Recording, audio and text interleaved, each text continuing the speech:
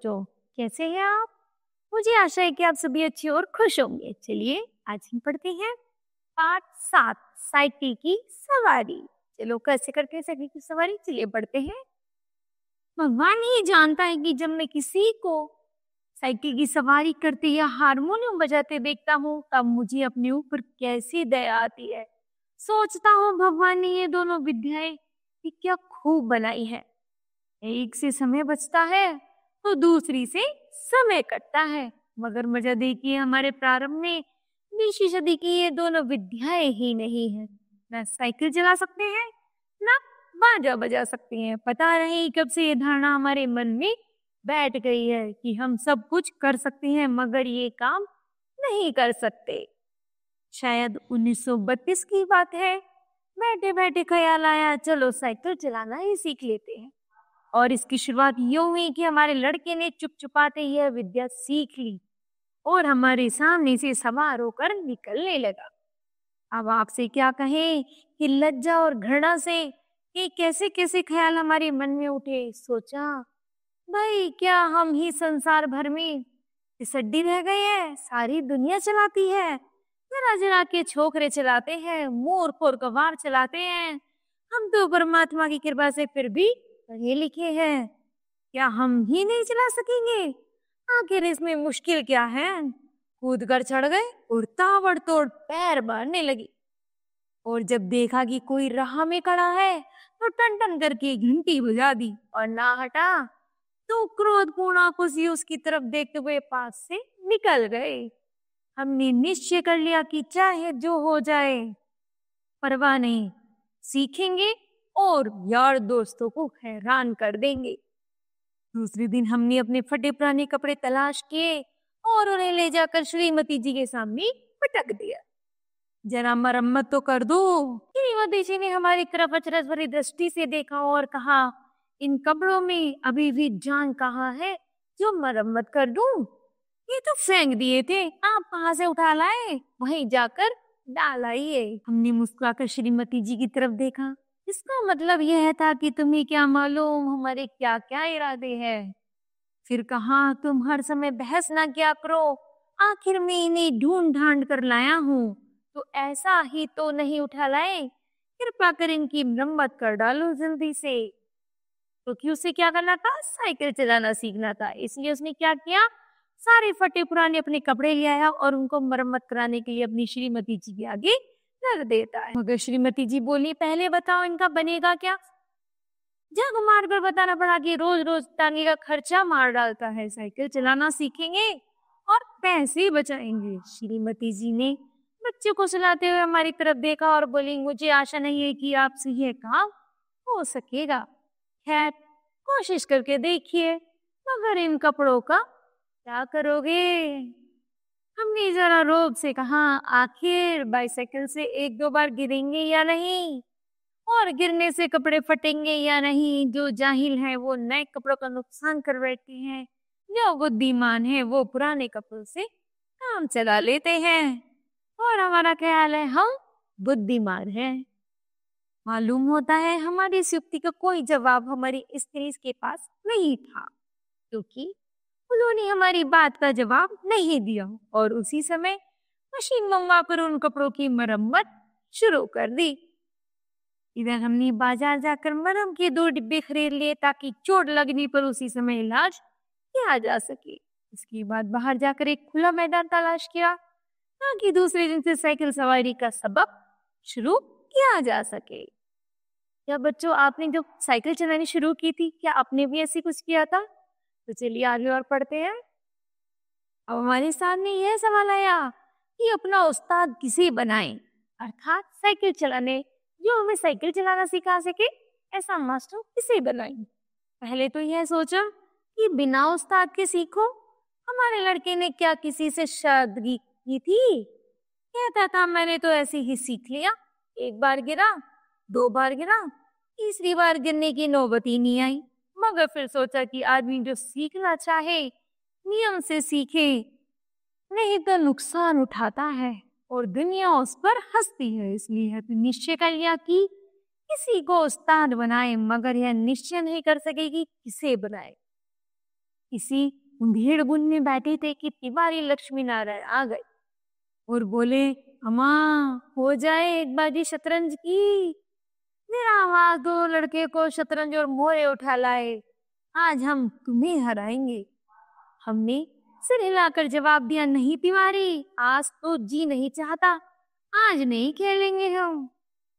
तिवारी ने अपने घुटे हुए सिर से टोपी उतार कर हाथ में ले ली और चोटी पर हाथ फेर कर बोले, हम तो इतनी दूर से चल कर आए हैं कि एक दो बाजियां खेलेंगे, तुमने तो कह दिया जी नहीं चाहता।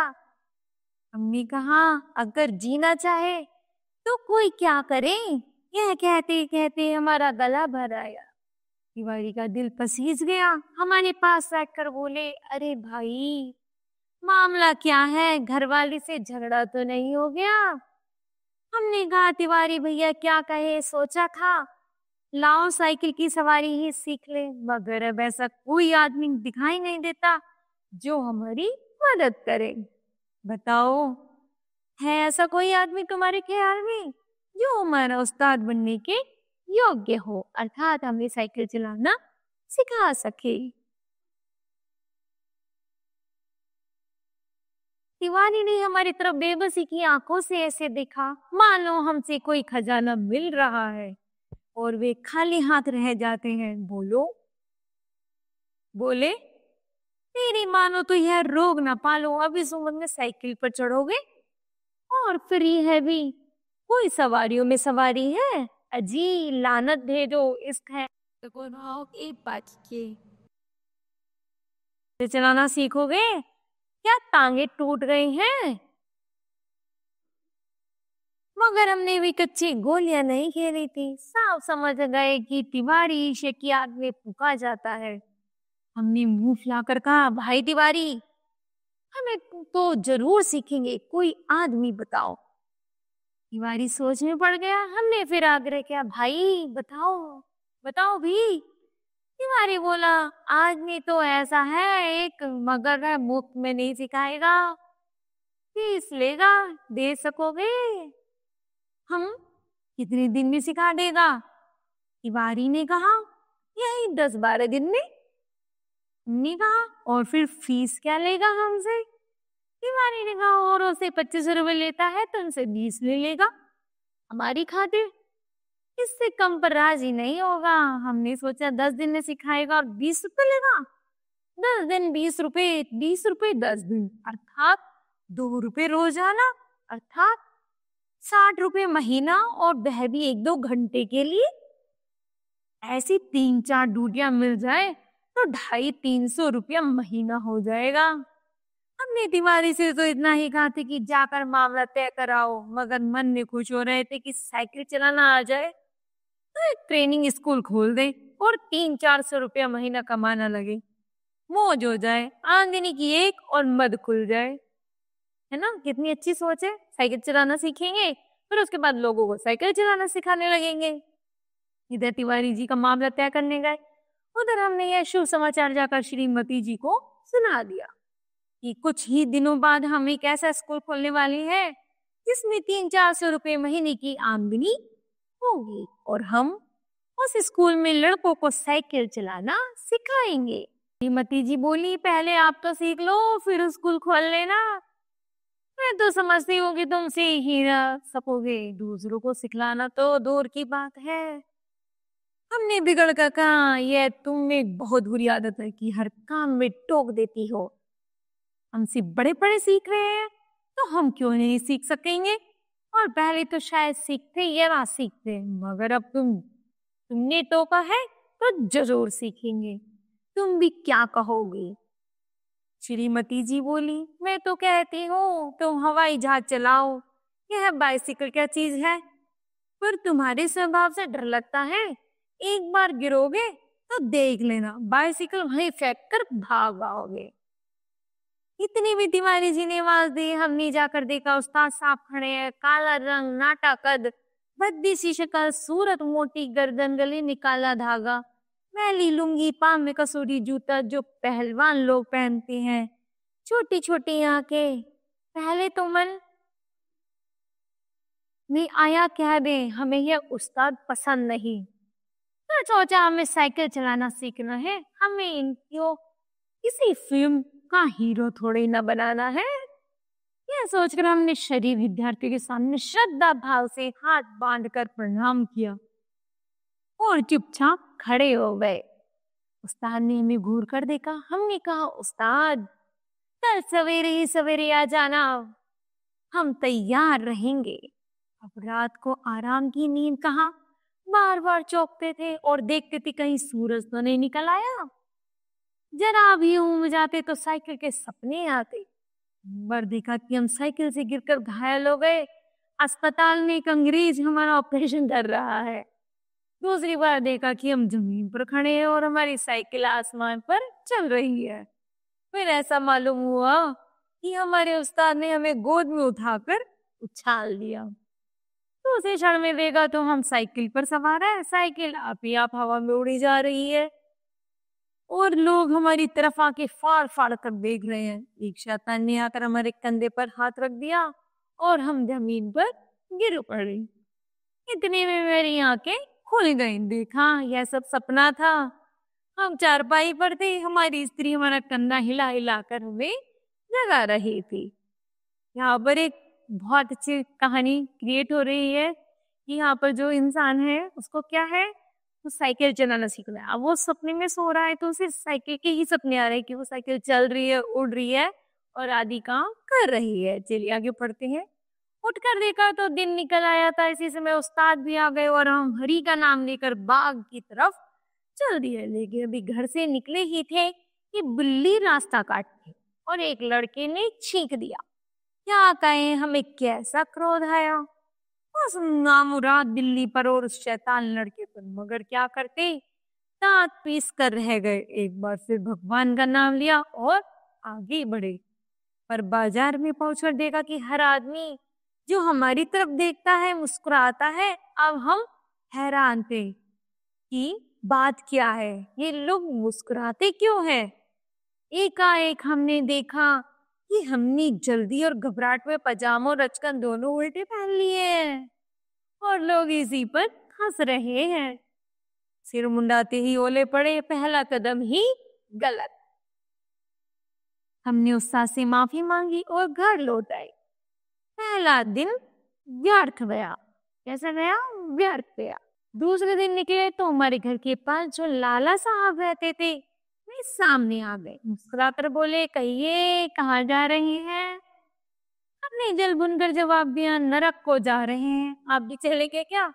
बड़ी अच्छी जगह है। तो लाला जी ने कहा, अरे मैंने तो केवल यही पूछा था कि आप कहाँ जा रही है। तो हमने कहा और हमने प्रार्थना की, नरक को जा रहे हैं, 2 आदमियों की जगह खाली है। लाला ने कहा, भगवान जानता है, मुझे ये मालूम ना था कि आप किसी जरूरी काम से जा रहे हैं। तो हमने कहा, हम बेकार घूम रहे हैं, मानो हमारा दिमाग खराब है। उधर उस्ताद साहब ने साइकिल की घंटी बजाकर हमें अपने पास लाया और बोली, मैं एक ग्लास लस्सी पी लूं, आप जरा साइकिल को थामिए 2 मिनट के लिए। उस्ताद साहब जब लस्सी पीने गए तो हमने साइकिल के पुर्जों की ऊपर नीचे से परीक्षा शुरू कर दी। फिर कुछ जी में आया तो उसका हैंडल पकड़कर जरा चलाने लगे, मगर 2 ही कदम गए होंगे कि ऐसा मालूम हुआ जैसे साइकिल सीने पर चढ़ी आती है। दूसरे क्षण साइकिल अपने पूरे जोर से हमारे पांव पर गिरी और हमारी राम दुहाई बाजार में एक सिरे से दूसरे सिर तक गूंजने लगी। उस्ताद जी लस्सी छोड़कर दौड़े आए और दयावान लोग भी जमा हो गए। सबने मिलजुल कर हमारा पांव साइकिल से निकाला। उस्ताद ने साइकिल को अच्छी तरह देखकर कहा, यह तो टूट गई, बनवानी पड़ेगी। जैसे दूसरे दिन साइकिल चलाने गए तो क्या हुआ, साइकिल गिर गई और वो साइकिल टूट गई। और तो उस्ताद ने क्या कहा, ये तो बनवानी पड़ेगी। आज का दिन भी गया और हम यह पहले ही जानते थे कि ये लाला जी के खूनी कहीं का तासीर थी। अगर हमारी वीर हृदय का साहस और धीरज देखिए, हम भी मैदान में डटे थे, अभी भी मैदान में डटे थे। कई बार गिरे, कई बार शहीद हुए, घुटने तुड़वाए, हाथ पैर छिलवाए, कपड़े फड़वाए, पर जनाब क्या मजाल जो जी छूट जाए। 8 9 दिन में साइकिल चलाना सीख गए, मगर चढ़ना नहीं आता था। कोई सहारा देकर चढ़ा देता तो फिर चले जाते थे। हमारे आनंद की कोई सीमा ना थी। उस दिन उस्ताद ने हमें साइकिल पर चढ़ा दिया और सड़क पर छोड़ दिया कि चले जाओ, अब तुम सीख गए। अब हम साइकिल चला रहे थे और दिल ही दिल में फूले न समाते थे, मगर हाल यह था कि कोई आदमी 200 गज के फासले पर भी होता तो हम गला फाड़ फाड़ कर चिल्लाना शुरू कर देते, साहब जरा बाई तरफ हट जाइएगा, हम नहीं सवार हैं और साइकिल हमारे बस में नहीं है। दूर फासले पर कोई गाड़ी दिखाई देती तो हमारे प्राण सूख जाते। सहसा सामने तिवारी आते दिखाई दिए। हमने उन्हें थोड़े से दूर से ही अल्टीमेटम दे दिया, ओ तिवारी बाई तरफ हो जाओ वरना साइकिल तुम्हारे ऊपर चढ़ा देंगे। तिवारी ने अपनी छोटी छोटी आंखों से हमारी तरफ देखा और मुस्कुरा कर कहा, जरा एक बात तो सुनते जाओ। हमने एक बार हैंडल की तरफ तो दूसरी बार तिवारी की तरफ देखकर जवाब दिया, इस समय कैसे सुन सकते हैं, देखते नहीं हो साइकिल पर सवार है। तिवारी ने कहा, तो क्या जो साइकिल चलाते हैं वो किसी की बात नहीं सुनते, जरा उतर जाओ फिर चढ़ जाना। हमने लड़खड़ाते हुए साइकिल को संभालते हुए जवाब दिया, उतर आए तो फिर चढ़ाएगा कौन, अभी चढ़ाना सीखा है चढ़ना नहीं सीखा, चढ़ना कल सीखेंगे। तिवारी चिल्लाते रह गए, हम आगे निकल गए। इतने में सामने से कहा नजर आया, हमने तो उसे दूर से ही डांट दिया, बाई तरफ रहना भाई, अभी नया सीखा है, लो सीखिए। हम टांगा बाई तरफ मुड़ गया। हम अपने रास्ते चले जा रहे थे। एक एक पता नहीं घोड़ा भड़ा फुटा या तांगे वालों को शरारत सूझी। जो भी हो टांगा हमारे सामने आ गया। हमारे हाथ पांव फूल गए। जरा सा हैंडल घुमा रहे थे तो हम दूसरी तरफ निकल जाते, मगर जब बुरा समय आता है तो बुद्धि पहले ही भ्रष्ट हो जाती है। उस समय हमें ख्याल ही नहीं आया कि हैंडल घुमाया भी जा सकता है। उस समय तो ऐसा मालूम हुआ कि विधाता ने हमारी साइकिल के लिए वही रास्ता नियत कर दिया है जिस पर तांगा चला आ रहा है। क्षण भर में हमारी जीवन की सारी घटनाएं हमारी आंखों में फिर आ गईं और दूसरे क्षण हम और हमारी साइकिल दोनों तांगे के नीचे। जब होश में आए तो हम घर में थे और हमारी देह पर ना जाने कितनी पट्टियां बंधी हुई थी। हमें होश में देखकर श्रीमती जी ने कहा, क्यों क्या हाल है? मैं कहती ना थी साइकिल चलाना ना सीखो, उस समय तो किसी की सुनते ही नहीं थे। हमने सोचा लाओ सारा इल्जाम तिवारी पर ठोप दे और आप साफ बच जाए। बोले यह सब तिवारी की शरारत है। श्रीमती जी ने मुस्कुराकर जवाब दिया, यह है तो तुम उसको चकमा दो जो कुछ जानता ना हो। उस तांगे पर मैं ही बाल बच्चों को लेकर घूमने निकली थी कि चलो सैर भी कराएंगे और तुम्हें साइकिल चलाते भी दिखाएंगे। हमने लाजवाब होकर आंखें बंद कर ली। उस दिन के बाद फिर कभी हमने साइकिल को हाथ नहीं लगाया।